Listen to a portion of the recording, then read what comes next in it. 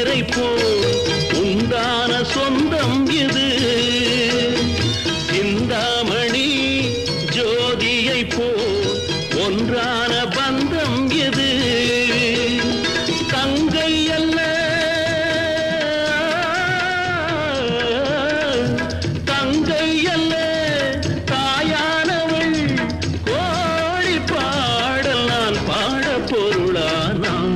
ஒரு தங்க ரதத்தில் பொன் மஞ்சள் நிலவு, ஒரு தங்க ரதத்தில் பொன் மஞ்சள் நிலவு.